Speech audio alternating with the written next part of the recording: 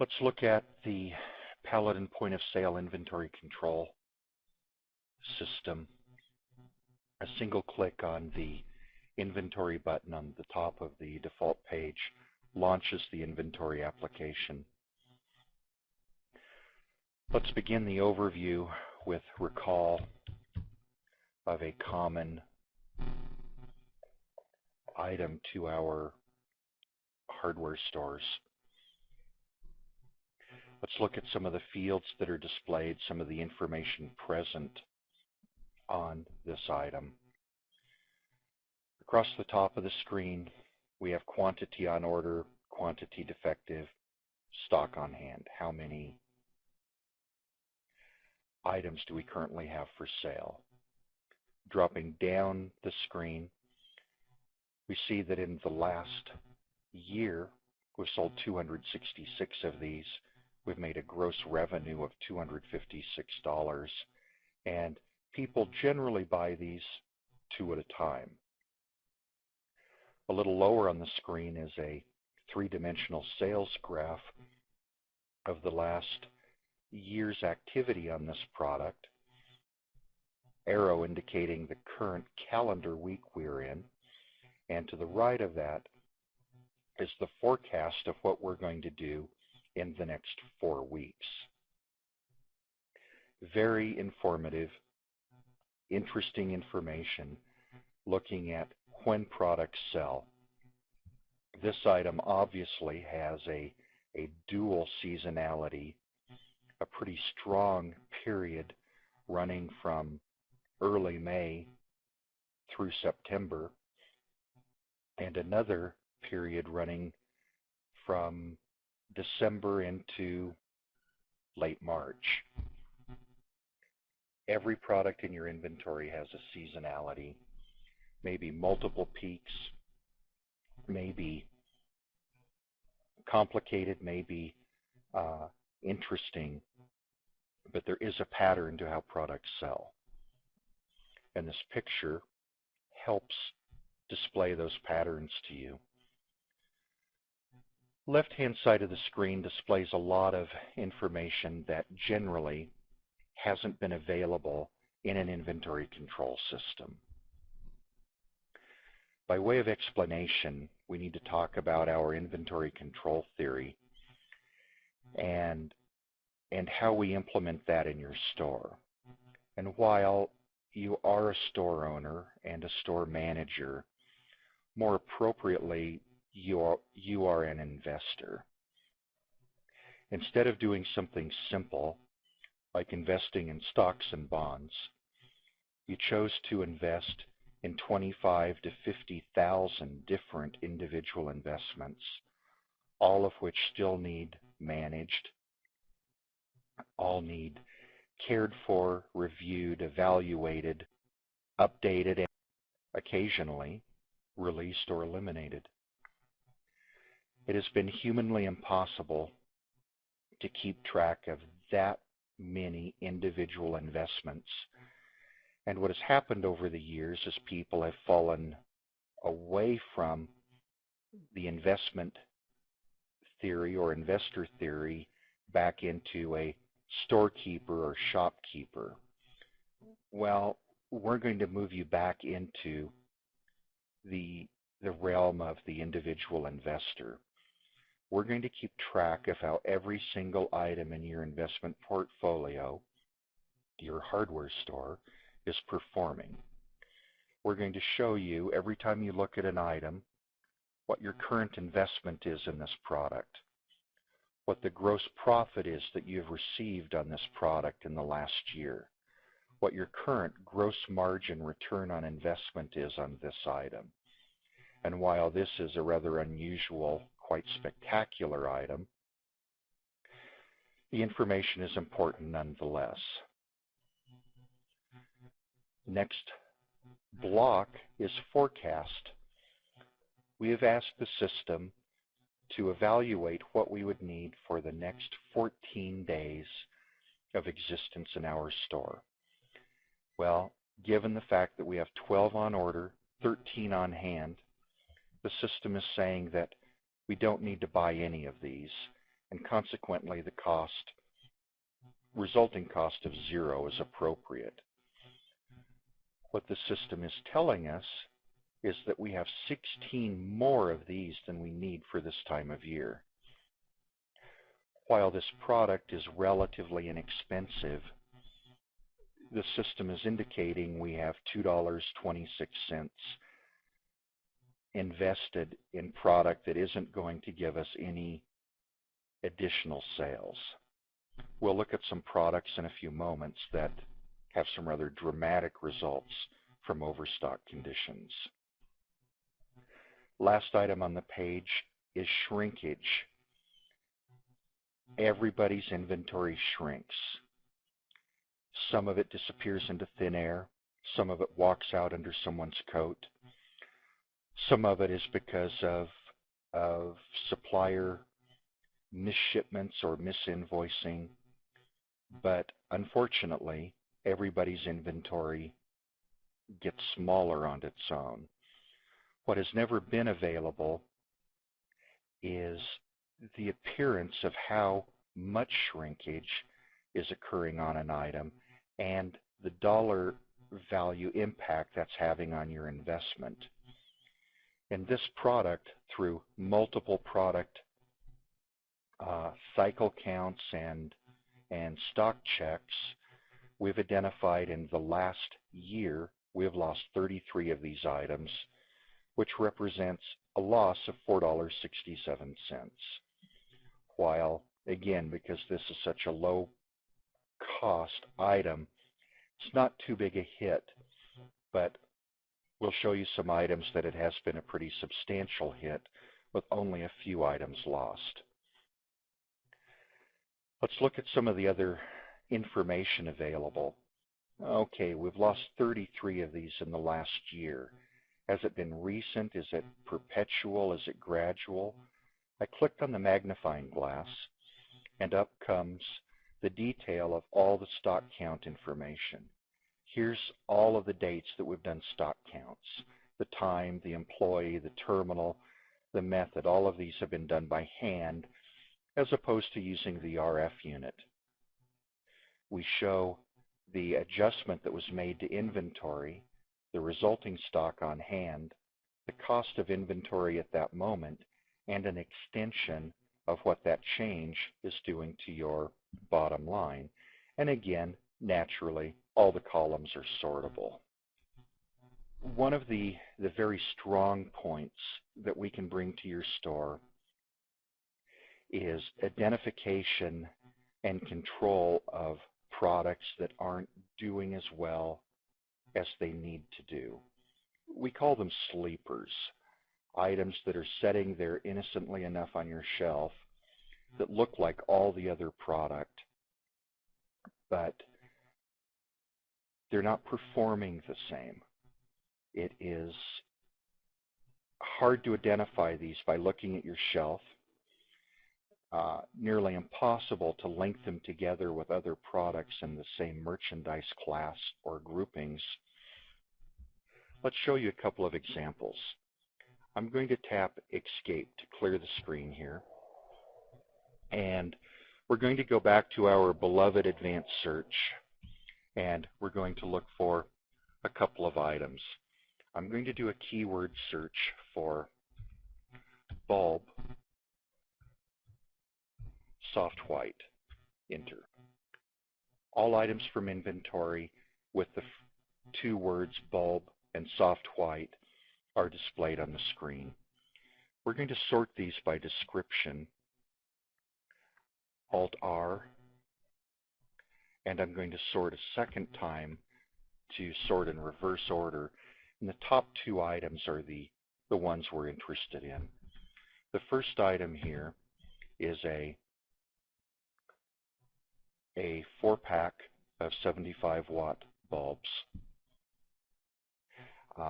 that we have 13 on hand and a retail price in our demo data of $1.49. I have clicked the select box on the left by tapping the space key. F8 return these items to the screen. Here is the demonstration of performance on the 75-watt soft white light bulb. We have 13 on hand. We've sold 79 of them in the last year. We have a very interesting phenomena here, saying that people buy these at a rather large quantity at a time. Bet you didn't know that. Remember that number, that people buy these 4 and 5 boxes at a time, as we look at the comparison figure. Over here we have an investment of about $10. We've made $35 on this based on actual sale prices. Gross margin return on investment, 283%. It's not spectacular, but it's a good, solid, honest performer for your store. We have plenty on hand, no forecast needs, no overstock, and no shrinkage information has been recorded on this demonstration product. Let's clear the screen and look at the second item in that search. This is a 75-watt bulb in a 4-pack, nationally branded as a GE product. Somehow, we ended up with 87 of these on hand. And in the last year, we've sold 8 of them. This is unfortunate. We have a 10-year supply of this product. We've had gross revenues of under $16. We have made $8 profit. We have made a return on investment of 10%. If we were talking about cash setting in a local CD in your community credit union, 10% would be a pretty decent number. But considering you have a hardware store to run and fund, this item is dead weight. It is wasted money. In fact, if we come down here to overstock, of the 87 we have on hand, it says that's 84 more than we need. And we have wasted $78 of our investing dollars. Just outright wasted. And this is a product setting more than likely side by side with the other product that was a good performer. What our inventory control package will do is prevent you from getting into inventory stocking depths of this situation. That every time you try to order a product, it delivers back to you on the purchase order screen exactly how many it is calculated that you need to buy. While you do have the ability and right to override it, if something comes up and says you don't need to buy any, you're already overstocked, hopefully the message will mean something to you and at least cause you to reevaluate why you wanted to buy more of something you can't sell as it is. Let's look at one other group of product, and every store has this scenario as well. Let's go back to Advanced Lookup, and in this we're going to use the default class and look up batteries. Let's do a search within for a couple of models that I'm looking for. There's our 2032. This item is a great performer. Through our perpetual, or at least recent, demo of this product, our stock on hand is now 0 on this item. But it does say that in the last year we've sold 119 of these. We have grossed $457 on this product, and typical quantity of 1.27. It means that about 4 out of 5 people buy these one at a time, and the 5th person buys a couple of them at a time. We currently have no investment in this item because we're out of stock, but the gross margin return on investment is calculated on how much money we need to have in the item. We have a pop-up window here that shows us a variety of different numbers, factors on the item, and down here, projected investment, $9.88, is what's being used to calculate our basis in the product.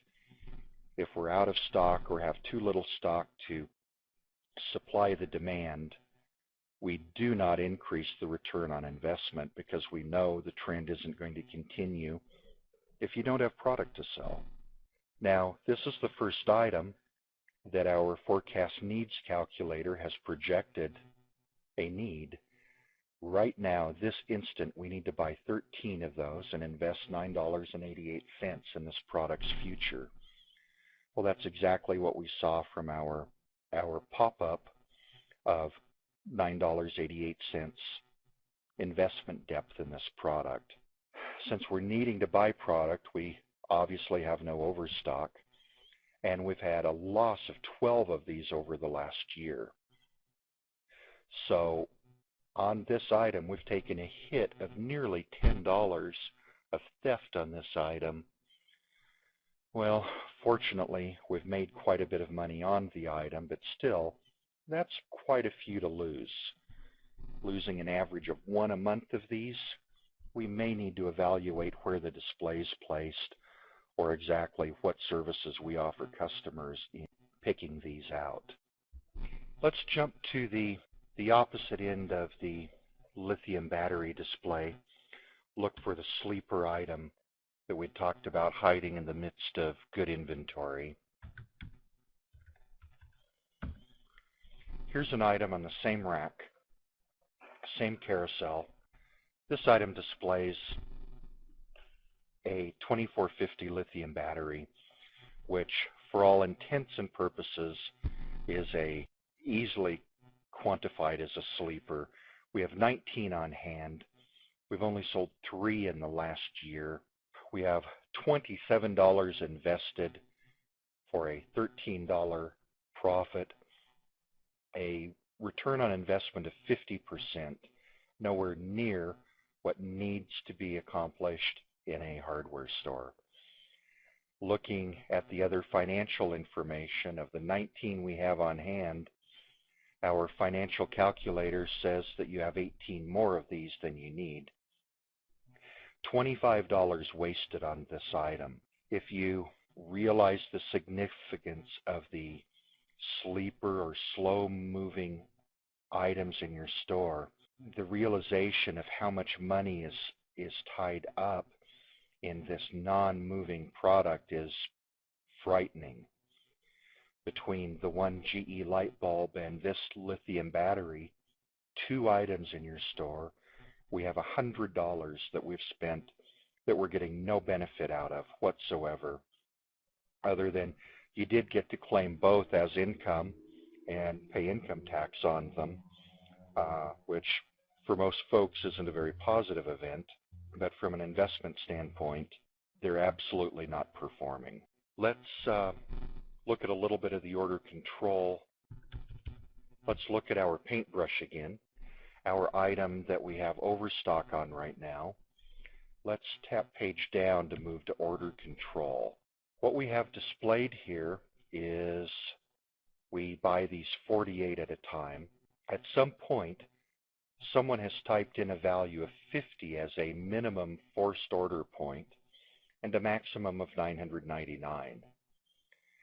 We can see this product has been on hand for a number of years.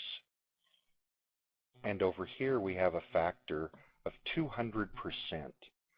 Effectively, that means we want to carry this product deeper than we normally carry product. So for whatever number specified in stock days, we're going to keep twice that many days in stock. You can choose these values anytime appropriate that you need to increase or decrease normal stocking depth of an individual item to suit market or store circumstance. One interesting thing that we've provided you with here is an alternate pair of numbers to your manually entered forced minimum point. We've evaluated the sales history for this product, and for this product, this time of year, we only require 9 of these as a forced minimum point, with a realistic maximum stock on hand of 57. One thing that's a little unusual on this product, but we've set it up for the purposes of the demo, is we have a seasonality selected, saying that this product is valid only between the dates of the 2nd of February and the 3rd of March. If we're outside of that range, the product cannot be considered for order. But if we clear that value, a number of things happen. The waste went away. Suddenly, the product is not in surplus if it is still during its viable ordering season.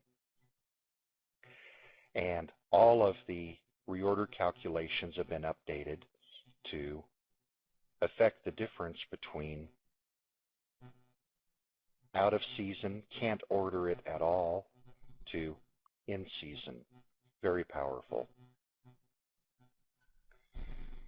Something that is quite interesting is the effect some of these numbers have on the performance of the product. Let's say that we had a source that we could buy these 24 at a time. Did you see the return on investment take a big jump? If we can buy product in units of measure closer to the quantity that we need, we are going to have fewer dollars invested for the same amount of gross profit, which increases our gross margin return on investment. Everything on this screen is a calculator. If we increase the number of stock days, the system tells us how much product we need to have on hand to meet that number of days.